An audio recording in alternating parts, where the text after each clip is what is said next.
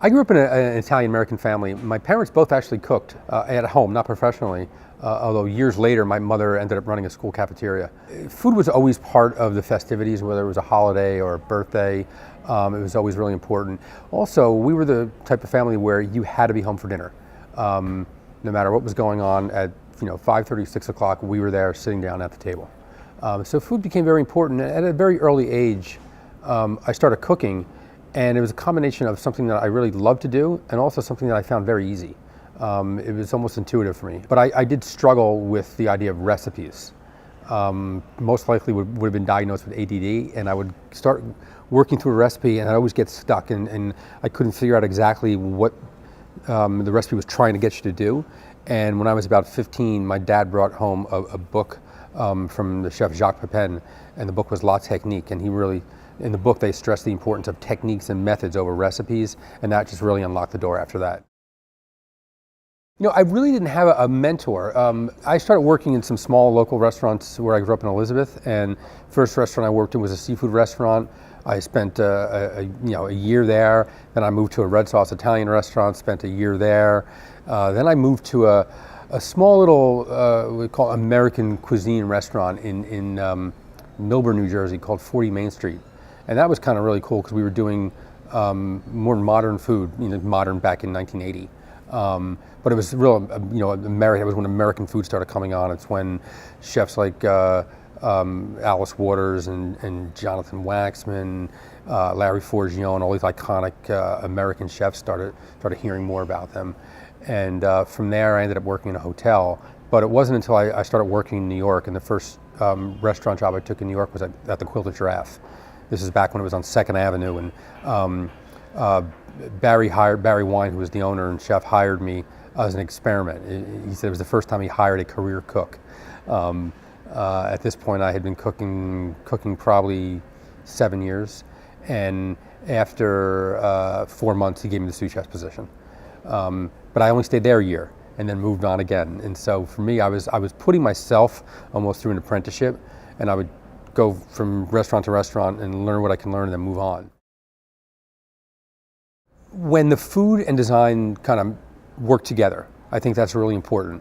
I've worked with the Bantels for quite some time on a lot of different projects. Gramercy was the first one, Gramercy Tavern, and we talked a lot about the food and about this idea of this updated tavern, and design followed really the food, and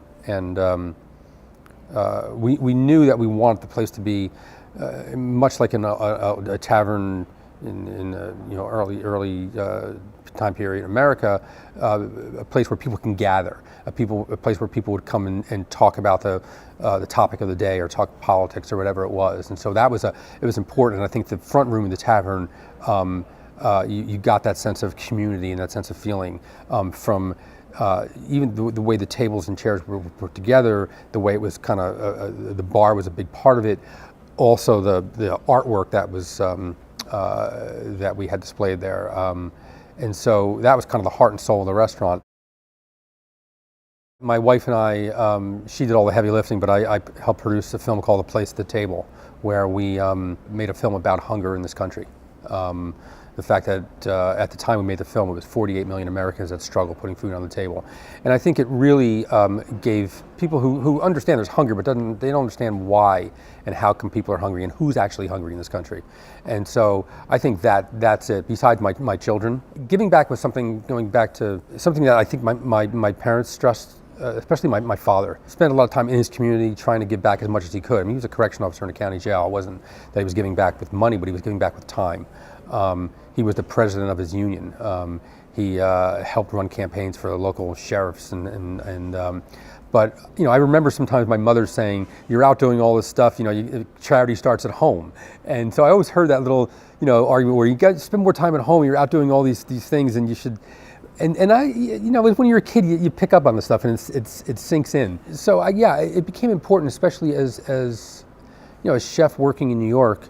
And it's not just me; the whole community of chefs are always asked to give back. Whether it's usually for fundraising events, and I would say we're the first responders when it comes to raising money for charities. But that's what I'm really proud of our industry, that we do that we all feel we have to give back, especially around the issue of hunger. I think that because we're chefs and we cook. For people, we feel that it should be a right to eat food in this country, not just food, healthy food, that's nutritious food. And so I think the work that we're doing, that I'm doing, and my family's doing around hunger, is something that I'm really proud of. Fowler and Wells, it's at the Beekman Hotel. It's this great old historic building, and this is the one restaurant where the building itself actually informed the kind of food that we were doing. Instead of going from food out, I actually went from building, not even so much design, but the building. When I walked in here, it screamed old New York. And so right around the turn of the century, America went from British dining to French dining. And then after the World's Fair in the 40s, and there was a restaurant from, the French had a pavilion, and the restaurant was called Pavillon, and then they opened in New York, and that really set New York on a path for, for these great French restaurants that came after, like Lutèce and Le Côte Basque and Le Grenouille and those restaurants. And so I'm not doing French food, but when I was coming up, that's the food that I learned to cook. It was more French techniques, more of a French sensibility. But I'm an American chef and working in America, but I'm looking at some of those old classic dishes like lobster thermidor and sole Veronique and Tornadoes Rossini, and reworking them, not modernizing to the point where you don't recognize them anymore, but just revisiting them with an American sensibility. So that's what's been fun about the Fowler and Wells and the project here. The pros are that you are afforded a soapbox because of your celebrity, and so how do you use that? Do you use it for positive, for good, or not? And so I've been able to take that celebrity and use it. I co-founded an organization called Food Policy Action, where we work on various food issues in our food system and working on policies and politics behind it. So, if I'm up at, on the Hill, trying to meet with members of Congress, a lot of doors are opened up because I'm well known. Since we've opened this restaurant here, I live in Brooklyn, and it's much easier to get here by subway. Prior to moving out to Brooklyn, I lived in the West Village, and so I'd walk to work. I can go on the subway and hide in plain sight. And occasionally someone will say, but I get more of like, I can see someone looking at me thinking, wow, you look a lot like that guy on TV. But it's nice in New York. People aren't so starstruck, and they're just like, yeah, whatever. Ice cream. I can easily polish a pint off a night. I try not to, but that's the hard one. I have a place on the North Fork of Long Island that I love to spend a lot of time. Obviously, summer I spend a lot more time there. Perfect day is